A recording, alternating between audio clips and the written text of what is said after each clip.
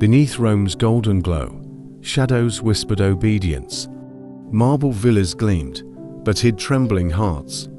Behind every banquet and victory march, fear lingered quietly. Masters ruled with voices that echoed like law. Yet even in that dominance limits existed. Boundaries drawn not by kindness, but control. Rome's slavery was a paradox of civilization, where philosophy praised virtue and chains clinked beneath it. Domination, yet wrapped in legal grace. So, could power ever truly be limitless? Could even emperors be bound by law? Could cruelty itself have a border in Rome? The camera drifts through the Roman Forum. Columns stand like silent judges of the past as the dust of centuries begins to rise. The story of power and its limits begins. The Roman eagle soared, and with every flight, chains followed. Conquest was not just victory, it was harvest. From Carthage to Corinth, from Gaul to Greece, every battlefield became a marketplace of flesh. Legions marched, and behind them came merchants. The spoils of war were not only gold and statues, but breathing bodies branded with empire's mark. Captives lined the roads that led to Rome. The capital swelled with tongues from every horizon. Dark-skinned Nubians, pale Celts, cunning Greeks, and proud Easterners with eyes still burning from defeat. Each carried the dust of their homeland, now lost. In Rome, they became cooks, tutors, laborers, concubines. Their past erased, their names given anew. One empire, 1,000 broken nations beneath it. The markets rang with shouts and silver coins. For every triumphal parade, slaves bore the burden. They built the arches that celebrated their own defeat. They polished marble that would never honor them. Their tears watered the gardens of their masters. To Rome, conquest was divine destiny fulfilled. To the conquered, it was the end of identity. The city that called itself eternal was fed by those who had lost their eternity. So when Rome expanded, it was not just territory. It was humanity itself being redrawn in chains. The empire grew, and freedom shrank with it. And history learned that power always demands a price. Rome was a world divided by invisible walls. Every step, every glance, whispered one's place within it. Above all stood the masters, lords of fate. Their names carried weight that could silence crowds. They ruled estates larger than small kingdoms. Their wealth was measured not in coins, but souls. Dozens, hundreds, even thousands of slaves served them. Each command was law, each silence, obedience. Beneath them walked the freedmen, once slaves, now reborn, marked forever by the chains they had shed. They could trade, speak, even grow powerful, yet never equal. Freedom in Rome came with a shadow behind it, and below them, unseen by marble society, the slaves. The builders of temples, cleaners of streets, the silent servants who made empire appear eternal. Their names were forgotten, but their labor endured. Between these ranks lay a delicate balance of fear. Masters feared rebellion, slaves feared punishment. Freedmen feared being mistaken for what they once were. And Rome itself depended on keeping each in place. The pyramid stood tall, elegant, stable, deceptive. But beneath its base, cracks slowly began to form. For even in the heart of power's perfection, inequality was a fire, quietly waiting to burn. Rome's wealth did not flow from marble or gold. It flowed from sweat and the hands that labored unseen.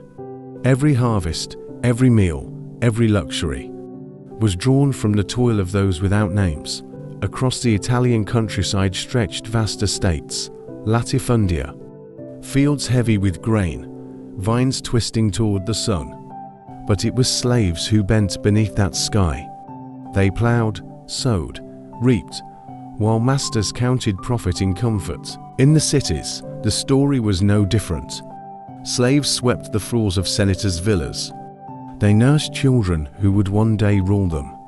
They baked bread, stitched garments, and managed entire households. Even commerce rested on their weary shoulders. In workshops, ports, and bustling markets, slaves handled trade goods from the corners of empire.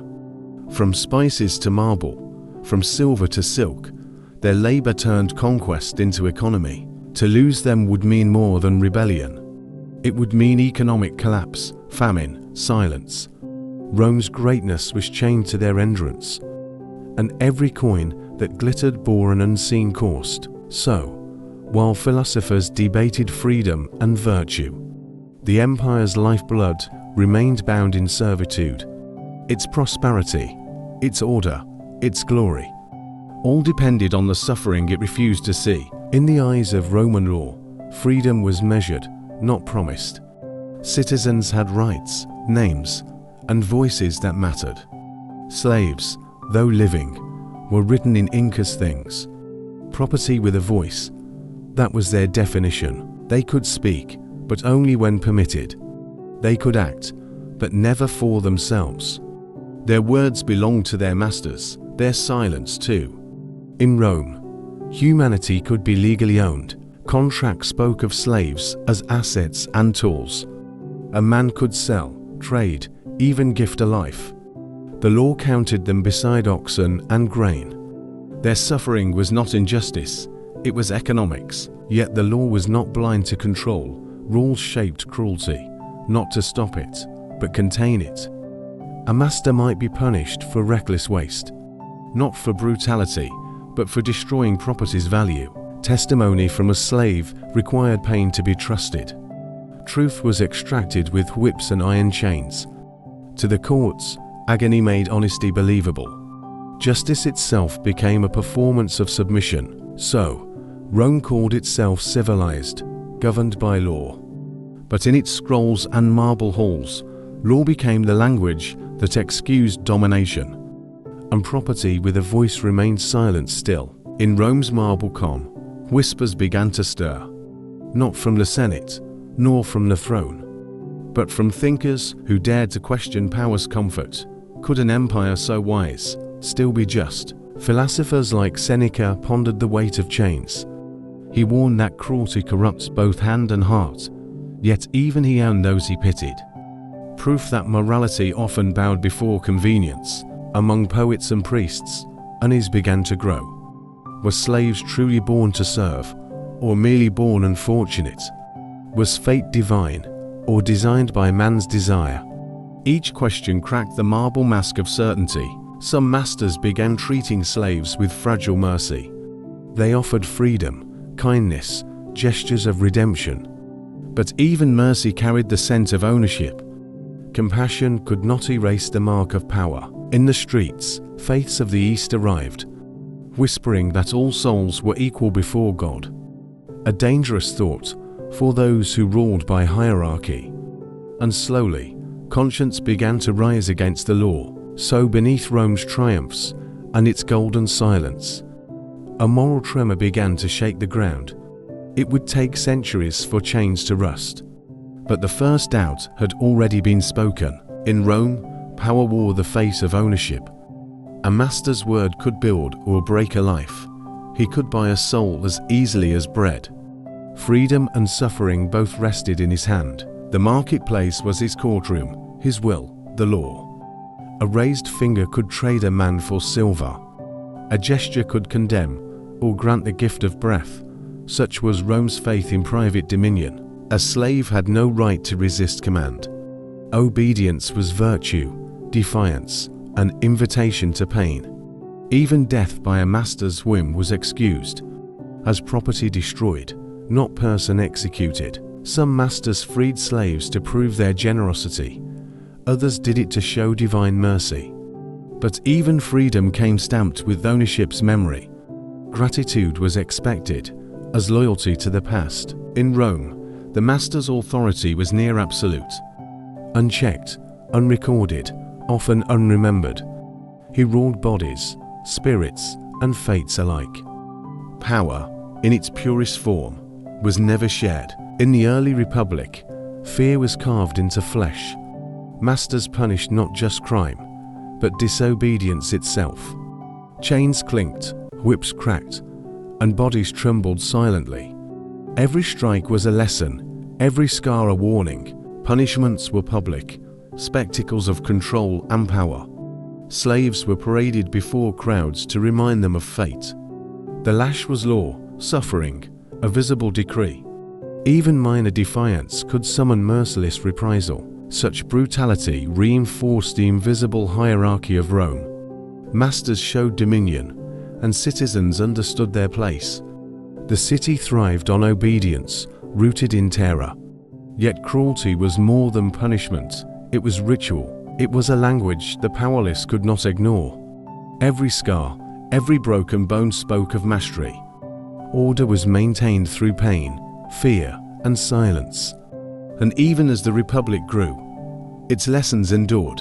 The whips and chains faded in history, but the shadow of authority remained long after. Rome remembered the lesson well.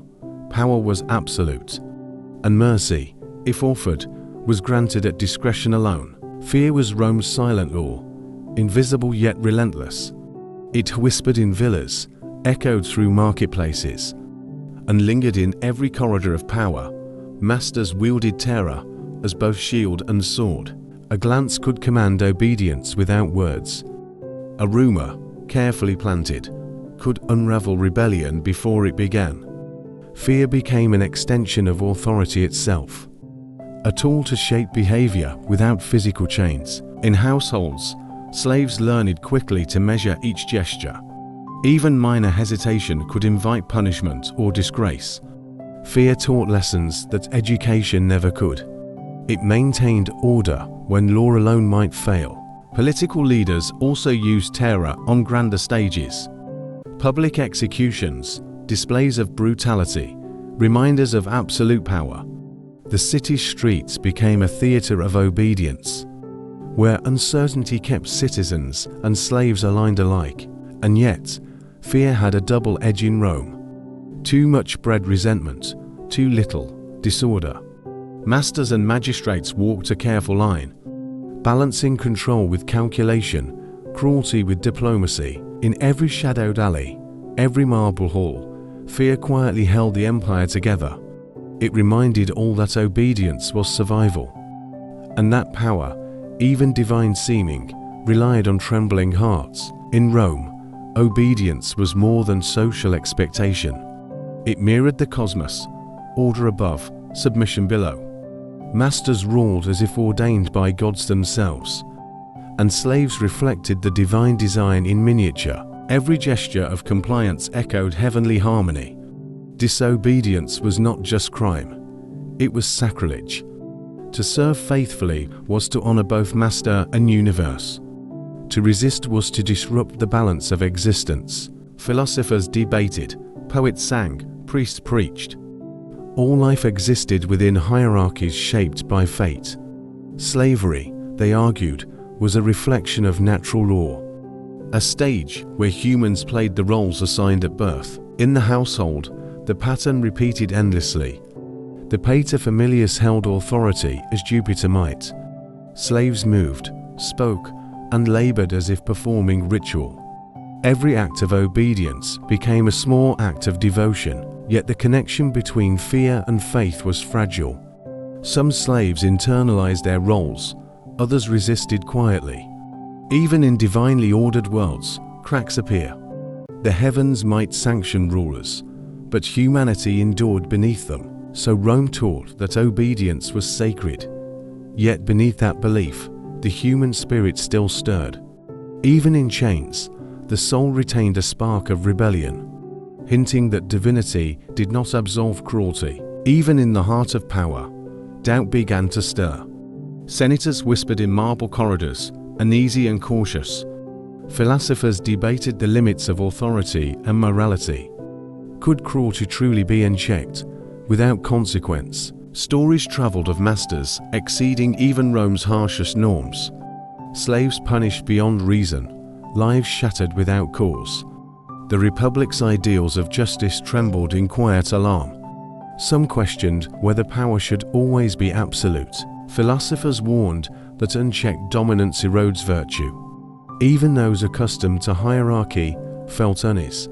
Excess became a danger, not just to slaves, but to the stability of Rome itself. These murmurs were soft, yet persistent as wind. They reminded the powerful that law alone is fragile, and that morality, even in a world of chains, could not be entirely silenced by wealth or fear. Thus, beneath Rome's grandeur and unyielding order, a seed of conscience quietly began to grow. It would not yet bloom into reform, but it whispered that even power has limits. Even absolute power eventually meets a line. Early laws, like Lex Patronia, quietly drew boundaries. They did not free slaves, nor erase ownership, but they began to define what masters could not do. Rome recognized limits where once there were none. No longer could cruelty be entirely unchecked. The law carved spaces of restraint into authority. It was small, cautious, almost imperceptible at first. The law's reach extended into everyday life. Masters now faced rules, a shadow of accountability. It marked the beginning of moral structure in slavery, an acknowledgement that some acts were simply unacceptable. Even the smallest legal step whispered of conscience. The state, for the first time, interceded for the enslaved. Power was still immense, but no longer absolute. The seeds of protection were sown in marble and ink. Rome once cheered at spectacles of blood and suffering. Bodies, bound and terrified, were presented for amusement. Yet the law began to draw a line. Masters could no longer kill slaves for mere entertainment. No longer could cruelty be sport in the arena. The state intervened to preserve life, even in chains. This was not mercy, but regulation of excess. Humanity was measured not in freedom, but in limits. The law transformed fear into cautious obedience. Masters learned that even their authority had borders. Slaves, though still captive, were protected from spectacle. The city slowly acknowledged that life held value beyond ownership. This restriction echoed through households and workshops alike. Entertainment could continue, but cruelty could not dominate. The law had carved the first hollow of conscience, and in Rome, even the enslaved began to matter. However subtly, however quietly, the change had begun. In the past, a master's word alone was law. Punishments and disputes were decided behind closed doors.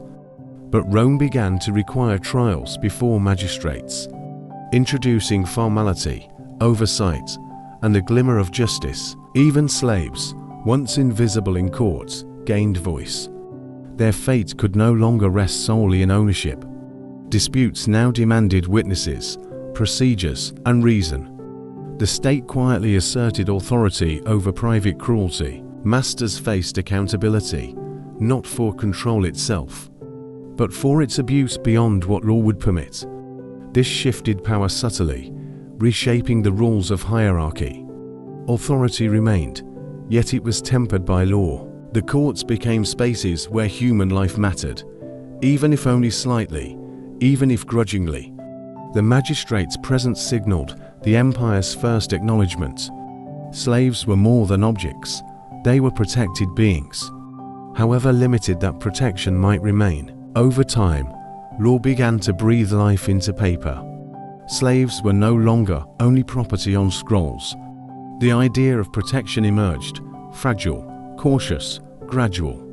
They were still owned, yet recognized as living beings. Masters could no longer act with total impunity. Each act of cruelty faced scrutiny, subtle or formal. Legislation acknowledged limits, defining boundaries for the first time. Rome began to balance power with a nascent conscience. Even small protections mattered deeply in the lives of slaves. A master's temper no longer dictated total fate. A legal shield, however thin, began to form. Ownership remained, but the humanity of the enslaved lingered. This was not freedom, nor equality, nor justice complete. Yet it was the first tremor of recognition. Rome's law had taken a hesitant step toward morality, showing that even power must exist within boundaries. Rome's laws had long favored power above all. But over centuries, justice began to breathe anew. Slaves, once mere objects, slowly gained recognition. Even subtle protections marked a profound shift in thought. Senators debated, philosophers questioned, citizens noticed the change. What was once unquestioned began to be examined. Ownership remained, but morality now whispered in law's ear. Even limited justice hinted at empathy within the empire. Courts, regulations, and restrictions created a fragile balance.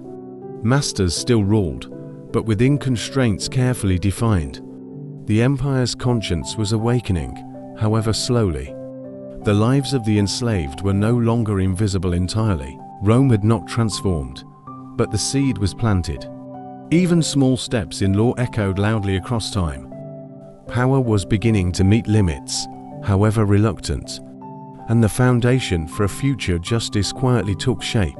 Amid Rome's grandeur, philosophers whispered truths. Seneca, Stoic thinker, challenged the heart of ownership. He taught that all humans share the same soul. Chains and status could not erase inner divinity. Even the lowliest slave possessed reason, thought, and feeling. To harm them was to corrupt one's own spirit. Stoicism bridged the gap between power and conscience, reminding masters that cruelty betrayed their own humanity. Ideas flowed quietly through villas and academies. The mind could be free even where bodies were bound.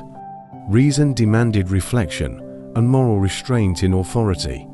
The empire's laws were blind, but wisdom could see. Even subtle arguments left ripples across society. Philosophers planted seeds that would challenge domination, and the notion that slaves were fellow humans slowly grew in the consciousness of the learned elite. Philosophical texts began to question the morality of power. Cruelty was no longer just accepted, it was condemned. Masters who abused their slaves were seen as weak. Lack of restraint betrayed character, virtue, and wisdom alike. Stoics argued that self-control defined true strength. Domination without discipline was folly, not glory. Harming the powerless reflected a corrupted soul within. The empire's might could not justify moral failure. Writings circulated quietly among Rome's elite. Poets, scholars, and teachers debated what justice required. Even subtle moral critique unsettled those accustomed to authority. Words became instruments to shape conscience, not just law. Philosophy reminded Rome that true greatness demanded balance. Power and ethics could coexist, if carefully measured. And the idea lingered, virtue was stronger than fear. Even in a world of chains, morality could be a guide. Ideas moved softly, like shadows across marble halls. Ethical teachings traveled from one scholar to another. Philosophers whispered in private rooms and quiet gardens, reminding Rome's intellectuals that morality transcends ownership. Lessons of restraint, compassion, and reason spread subtly. Masters who once ruled without reflection began to listen. Ethics entered conversation, shaping thoughts more than laws. The city of empire began to hum with quiet conscience. Even private debates carried the weight of revolution, not in armies or riots, but in minds. The elite pondered whether cruelty reflected wisdom or weakness. A culture of reflection took root among Rome's thinkers. Though invisible to most, these teachings were powerful. They planted ideas that would outlast marble and blood, and the intellectual class began to see slaves differently, as beings with thought, emotion, and fragile dignity. Masters began reading philosophy just for wisdom, but to reshape how they wielded authority. They argued that kindness could serve control effectively, that gentler hands might secure obedience more reliably. Stoic principles were used to temper cruelty, turning fear into respect, discipline into careful guidance. Obedience became a reflection of moral reasoning, not merely the result of terror or threat. Even in chains, some humanity was recognized. Masters considered the soul beneath the surface, measuring punishment against virtue, not whim alone. Philosophy became a tool to justify restraint. In villas and the states, this new approach spread. Slavery remained, but treatment of the enslaved softened. Power still dominated, yet ethics subtly shaped it, showing that even the strongest hand could learn mercy. Even in a world ruled by chains, change began quietly. Small acts of mercy spread like whispers across Rome. Philosophers, teachers, and thoughtful masters planted seeds, reminding all that enslaved lives held value beyond labor. Kindness, reflection, and restraint became subtle instruments of power. Slaves were still bound, yet their humanity was acknowledged. The empire's foundation rested on domination, but morality began to creep into its cracks. Ideas of compassion and conscience endured through generations. The learned began to see enslaved people as more than objects. Even within a harsh hierarchy, recognition of the soul grew. The empire's chains could not fully suppress human dignity. Rome remained vast, powerful, and uncompromising. Yet somewhere beneath the grandeur, humanity persisted. Seeds of conscience, quietly sown, would someday flourish, showing that even in oppression, morality finds a way. In 73 BCE, chains were broken in Italy's hills. Spartacus, a gladiator, ignited a storm of rebellion. Thousands of slaves rose, wielding courage and fury alike. Rome's confidence in control trembled before this army. Legions marched, but the revolt spread like wildfire. The capital, once certain, now watched in disbelief. Fear rippled through villas, marketplaces, and senate halls. An empire built on obedience faced chaos in living form. Spartacus challenged the idea that power was absolute. The rebellion reminded Rome that domination has limits. Even the strongest chains could not contain human will. The city learned a lesson in humility and vigilance. History remembers the revolt not only for blood, but for the awakening it forced upon Roman rulers. Control was fragile, fear could be wielded, but rebellion proved even the mighty could be shaken. Rome's response was merciless. Crucifixions lined the Appian Way. Thousands were executed, a warning carved in flesh and wood. Yet even such horror could not silence the question.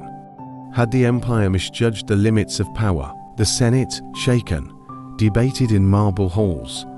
Could cruelty be absolute without endangering the state? The revolt forced rulers to reconsider laws and oversight. Chains and fear were effective, but not invincible. Even punishment taught lessons beyond obedience. Excessive brutality invited reflection, caution, and reform. Larger states and magistrates began assessing risk carefully. Power could dominate, yet misused, it might provoke ruin. The Spartacus revolt was not only blood and fire. It reshaped Rome's understanding of control and consequence. The Senate learned that cruelty alone could destabilize an empire. Even terror, once unquestioned, now had boundaries imposed. After Spartacus, fear settled over Italy's estates. Masters began to measure punishment with careful thought. Brutality was no longer a tool without consequence. Even chains were tempered by the memory of revolt. Discipline became strategic, harsh enough to maintain order, yet restrained enough to prevent rebellion from igniting. Slaves were watched closely, but cruelty was controlled. Obedience now required a balance of fear and calculation. Large villas transformed practices quietly, subtly, cautiously. The whip was still present, but measured in restraint. The lessons of blood were not easily forgotten. Power demanded prudence. Absolute force was dangerous. In these estates, survival became as much political as physical. Masters learned to wield authority without tipping into chaos. And even in oppression, a fragile humanity persisted. Rome had begun to understand the limits of domination. The revolt left a shadow over Rome's conscience. Absolute oppression was no longer theoretical. It was dangerous. Even the mightiest masters feared rebellion's sudden eruption. Chains and fear could no longer guarantee peace. Legions could crush uprisings, yet unrest lingered quietly. the city learned that cruelty carried its own risk. Power, unchecked, might provoke disaster instead of obedience. The empire's stability depended on careful, calculated control. Whispers of doubt traveled through villas and senate halls. Could domination without limit truly sustain an empire? Even rulers who relished authority reconsidered their methods. Fear itself had become a lesson in restraint. Rome realized that oppression must meet boundaries, or risk collapse from the very lives it bound. A reluctant wisdom emerged from fire, blood, and revolt. Even terror had limits, and history would remember. After revolt and bloodshed, fear became a teacher. Masters understood that cruelty could spark disaster swiftly. Even absolute authority was tempered by trembling anticipation. Chains were still strong, but caution now guided every action. The memory of rebellion lingered in estates and forums. Fear became a constraint, shaping punishment and command. Obedience was maintained not only through discipline, but through careful calculation of the limits of terror. The empire learned that domination carried inherent risk. Every whip, every decree, was weighed against potential revolt. Even power itself had boundaries, invisible yet real. Masters ruled with restraint, guided by anxiety and reason. Thus, fear became both tool and limit in Rome. It reminded rulers that oppression had consequences, and that even in a city built on chains, prudence could define the edge of power. Faith entered the daily life of Rome quietly, yet profoundly. Household gods, Lares and Penates, watched every home. Slaves, bound by chains, found sanctuary in sacred spaces. Oaths sworn before these gods carried weight even masters respected. Religion became a subtle protector, invisible yet present. Masters hesitated, knowing divine eyes observe their deeds. Contracts and promises invoked the sacred to enforce restraint. Even a small altar could shield a life from cruelty. Slaves learned the language of gods and oaths. Their whispered prayers intertwined with household rituals. Faith became a boundary, a limit imposed on power. The divine quietly reminded Rome that morality mattered. The rise of sacred protection was small, yet enduring. Even under tyranny, spirituality carved spaces of humanity. Gods, unseen but revered, tempered the reach of authority. And in Rome, chains were never wholly beyond conscience. Rome's gods watched more than offerings and prayers. They observed cruelty, injustice, and needless suffering. Some punishments were labeled offensive, a divine violation. Masters learned that acts of excessive cruelty invited sacred wrath. Temples and rituals carried warnings in silent authority. Even the strongest hand hesitated under the gaze of divinity. Harm that outraged the gods risked more than rebellion. It threatened the soul and favor of heaven itself. Punishment became a careful calculation of morality and fear. Masters measured severity against sacred boundaries. Religion intertwined with law, ethics, and superstition. Even tyranny was constrained by invisible, divine eyes. Through ritual, Rome taught that power must respect morality. Divine oversight became a subtle, enduring check on cruelty.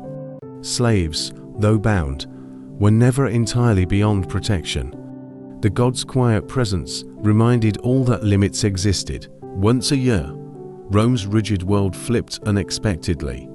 Saturnalia arrived, a festival of inversion and license.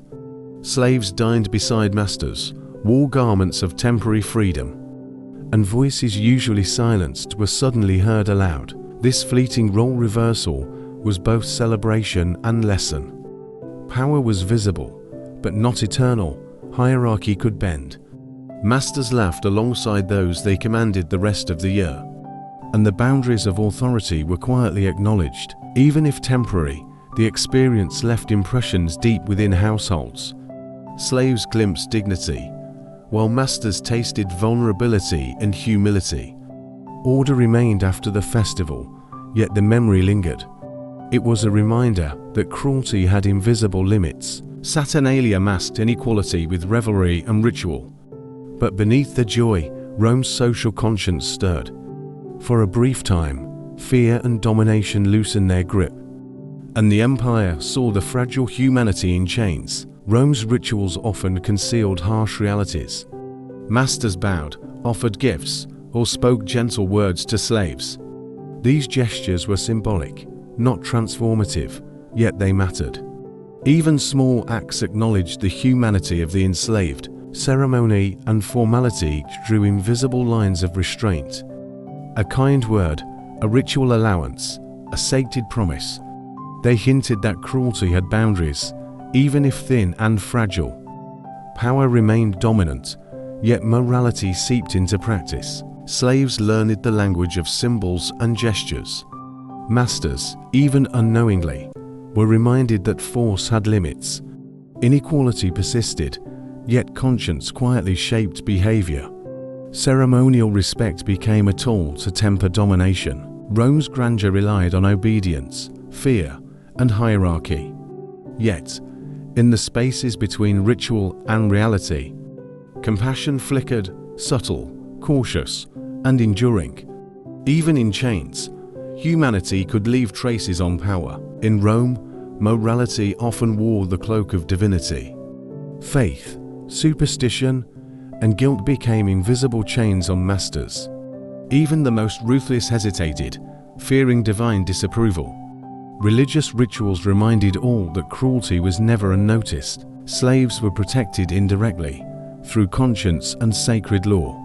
Oaths, prayers, and omens shaped behavior more than statutes. Guilt lingered in those who overstepped boundaries of power. Faith became a subtle instructor, whispering limits to authority. Even superstition constrained the strongest hands in silent ways. Masters weighed punishment against divine favor and social perception. Power and morality intertwined, creating fragile equilibrium. The gods, real or imagined, imposed invisible restraints on cruelty. Thus, religion became both shield and check in Rome. It could not free, nor fully protect, but it restrained. In an empire built on chains, conscience found a voice. Faith, superstition, and guilt quietly shaped the exercise of power. In imperial Rome, the law began to stretch its reach. Emperors like Hadrian and Antoninus Pius intervened thoughtfully. Protection for slaves expanded beyond tradition and precedent. Chains remained, yet safeguards grew subtly in the statutes. Masters were reminded that cruelty could invoke consequences. The state recognized that unchecked power threatened both justice and order. Even small reforms signaled a shift in moral consciousness. Rome, vast and complex, began acknowledging limits within authority. These laws were cautious, incremental, and deliberate, yet their presence marked a turning point in history. Power was still real, but tempered by law's intervention. Even in subjugation, the state began to protect life. Rome's law no longer turned a blind eye to cruelty. Masters who killed without cause faced punishment and shame. Excessive torture, once routine, became a legal risk. Even authority was bound by statutes and imperial oversight. The courts weighed suffering against justice carefully and deliberately. Punishment of masters signaled that cruelty had consequences. Chains did not grant absolute freedom to harm. The state quietly enforced morality through law and example. Slaves, though still captive, gained rare protection from abuse. Justice, though limited, reached into the private world of villas. Even the most powerful were reminded that law existed. Rome's moral authority began to extend beyond rulers' whims. Power was still dominant, but fear of punishment restrained excess. The empire balanced control with compassion, cautiously and deliberately. Even in a system built on subjugation, restraint was possible. Justice, however fragile, began to define the boundaries of cruelty. For the first time, slaves could appeal to the law.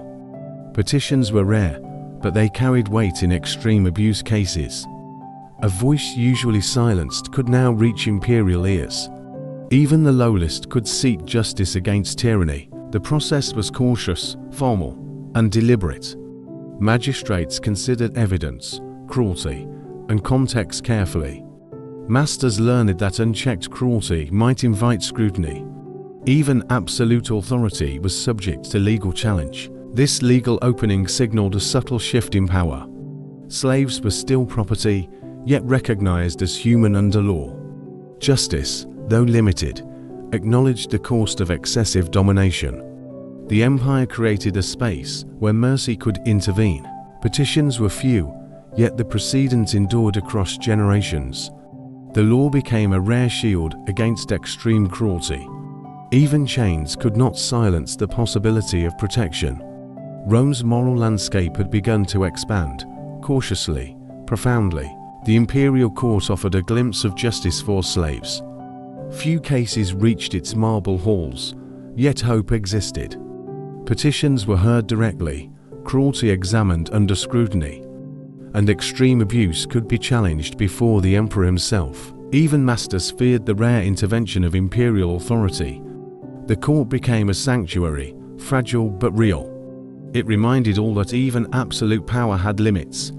Slaves, usually invisible, could find voice in these rare moments. The emperor's image shaped behavior across the empire. His decisions set boundaries, marking cruelty as unacceptable. Justice, though exceptional, left a lasting impression on society. Even in subjugation, the law could intervene cautiously and deliberately. This refuge was symbolic, yet profoundly significant. It reinforced that power must coexist with accountability. Rome, vast and unyielding, began acknowledging the humanity of the enslaved. Even the most oppressed had a slender path toward protection. Emperors like Hadrian and Antoninus Pius cultivated mercy as power. Their reputation extended beyond law, shaping Rome's moral compass. A merciful emperor became the ideal, both ruler and guide. Even masters feared divine disfavor from cruelty unchecked. Mercy was not weakness, but a tool of governance. It set behavioral expectations for those below and above. The emperor's image restrained excessive violence in households and estates. Justice and clemency intertwined, subtly influencing empire-wide conduct. The ideal of mercy reshaped perception of authority itself. Slaves, though bound, gained recognition through imperial example. Power began to coexist with conscience and moral responsibility. Rome's moral authority shifted, tempered by law, ethics, and virtue. Even the vast empire could not ignore the human cost of cruelty. The merciful emperor became a living reminder that restraint mattered. Authority, however absolute, must consider morality to endure.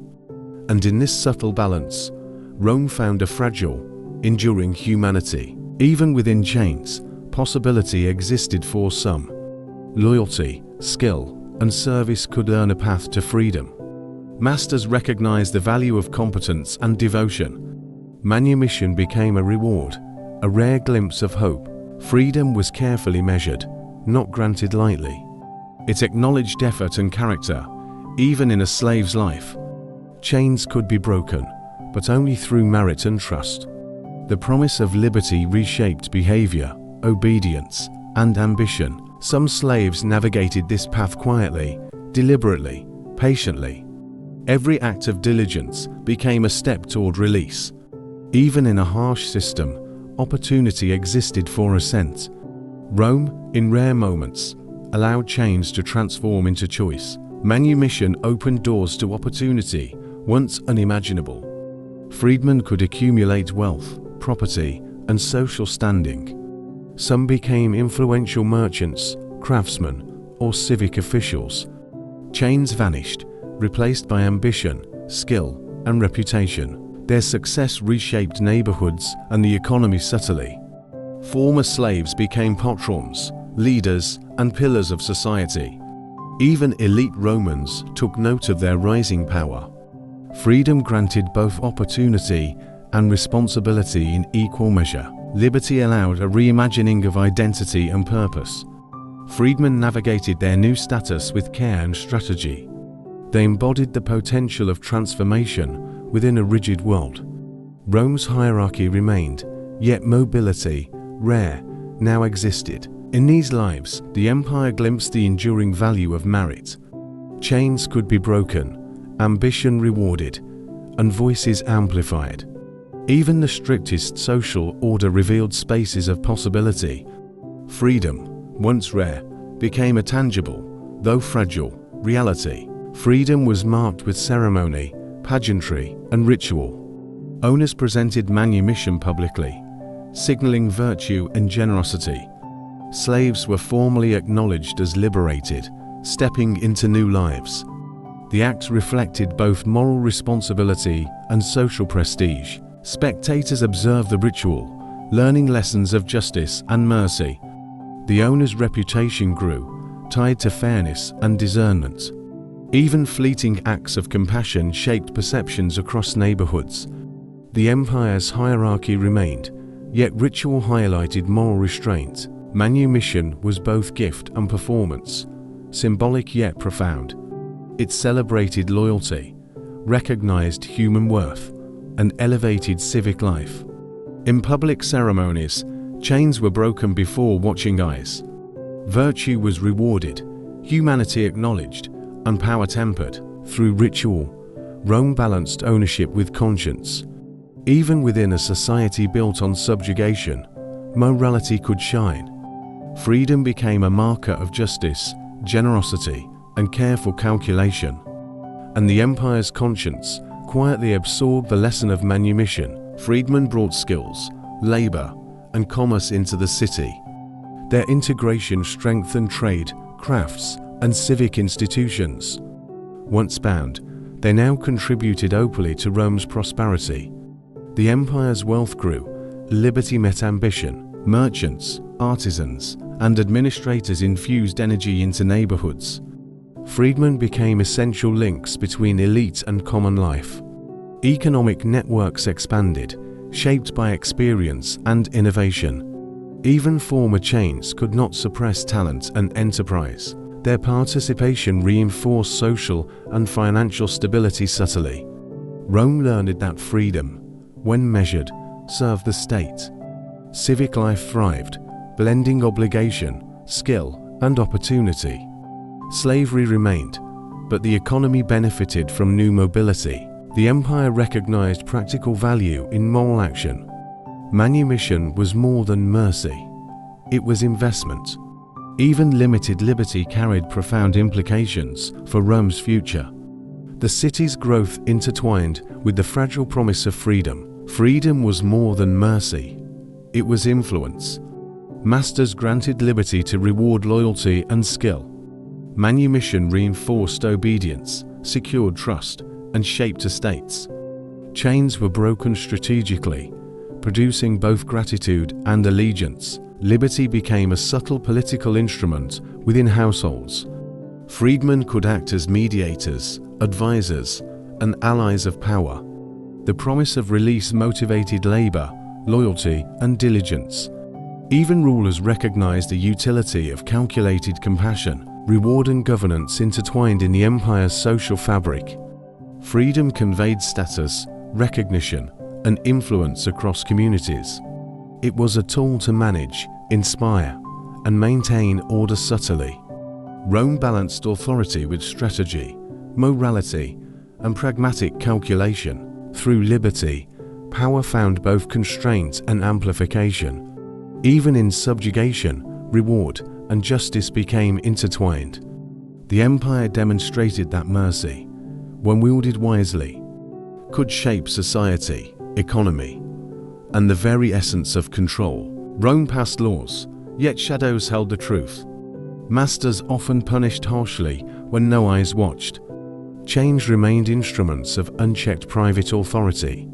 Reforms existed in statutes, but not always in practice. The grandeur of villas hid suffering within walls. Slaves endured pain beyond public scrutiny or knowledge. Even with legal protections, cruelty thrived unseen. Power could bend, evade, and manipulate boundaries easily. Private cruelty contradicted Rome's moral aspirations. Law and conscience struggled against the habits of domination. Reforms were fragile shields, often bypassed or ignored. Even in a civilization of laws, human cruelty persisted. The empire's image was virtuous, yet reality was harsher. Change existed in theory, not always in daily life. Rome's struggle between morality and power remained unresolved. Even in chains, the human spirit endured silently and persistently. Rome's laws proclaimed fairness, protection, and limits on power. Yet behind closed doors, practice often defied written rules. Masters punished freely, ignoring statutes with impunity. Justice existed publicly, but private cruelty thrived quietly. Senatorial decrees and imperial edicts clashed with lived reality. Slaves endured suffering hidden from public eyes and scrutiny. Power appeared restrained, yet enforcement was inconsistent at best. Chains symbolized authority, while conscience often remained silent. The contrast revealed the fragility of moral ambition. Rome's legal framework existed, but habit often overrode it. What was written on marble did not always govern life. Even reform, subtle or bold, could not fully reach the shadows. The empire's image of order and civility endured in public. Yet the lived experience of slaves told a harsher story. Power remained dominant, law symbolic, and cruelty persistent. Rome's struggle between ideals and reality continued silently and profoundly. Rules existed, but they were often fragile and conditional. Limits on cruelty were enforced selectively, bending to convenience. Masters ignored boundaries when opportunity or desire demanded it. Morality could be a mask, covering harsh reality underneath. Statutes and ethics sometimes existed only on paper. Fear of divine or legal reprisal restrained few truly determined. Even reforms could be circumvented, twisted, or overlooked entirely. Power proved flexible, morality pliable, obedience assumed rather than earned. Slaves lived where illusion of protection met the reality of chains. The empire's conscience was often performative, fragile, inconsistent. Yet faint traces of restraint persisted, even if unevenly applied. Rome learned that law and virtue could inspire, yet rarely compel. Human course persisted in silence, hidden by social ritual. The shadow of hypocrisy stretched across villas and the states. Even in a civilization of rules, cruelty adapted and endured. Moral limits existed, but only as ideas, not guarantees. Rome prided itself on law, order, and refined society. Yet beneath villas and forums, human suffering endured quietly. Slaves bore the weight of labor, fear, and obedience daily.